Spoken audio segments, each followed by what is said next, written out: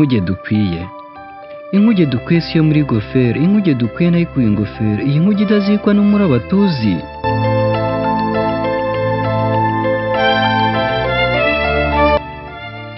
Iyi nkuge ni inkuru inkurura umutima, iyi nkuge si urwunge rw'igerekenyabigwa, iyi nkuge nibwo buhungiro buzira umugaru. Kunda cyane iyi nkuge nkunda, unayikundishe bagenzi bawe, inkuge dukwiye.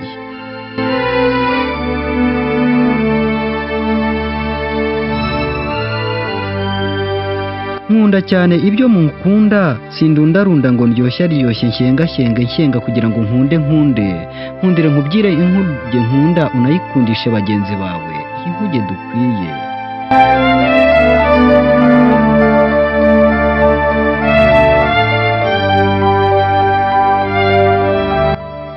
Ni ubuhungiro buzira ibitero, buzira guterwa ndetse no gutotezwa. Ni ubuhungiro bugizwe n'ibitaramo ndetse n'abataramyi. Ngiyi inkuge dukwiye.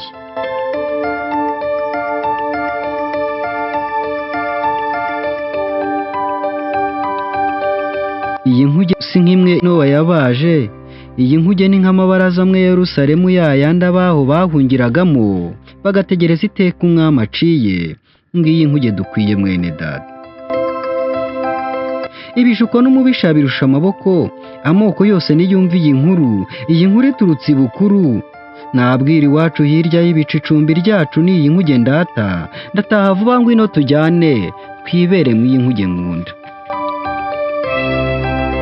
Iyi nkuge ndata nawe girate, iyi nkuge ntiyatinye imisumari, iyi nkuge ntiyatinye amacumu, iyi nkuge ntiyatinye umusaraba, iyi nkuge ntiyatinye gupfa yarapfuye arazuka, Emmanuel ibanze ryo kuzuka.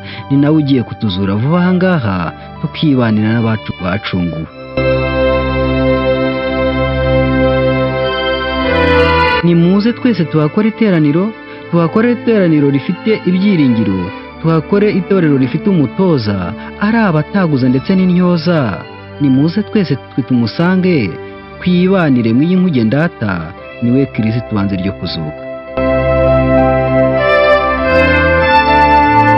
Nureba hanze ukumva induru, ukumva amajwi y'imiborogo, bataka cyane kubera intambara, bataka cyane kubera indwara, bataka cyane kubera ibyorezo, bataka cyane kubera imyuzure, babwira yuko hari ubuhungiro, ari we Kristo wapfuye akazuka, akaba n'ibanze ry'abazutse, kandi vuba aha ngaha agiye kutujyana tukibanira iteka mu bwami bwo mu ijuru, aho tuzazira kurira ndetse no kubabara.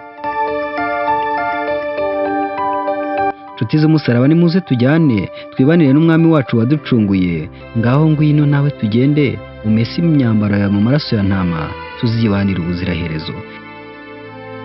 Yari inshuti igukunda, Mbarushimana Eric. Yesu aragukunda, tuzabane mu ijuru.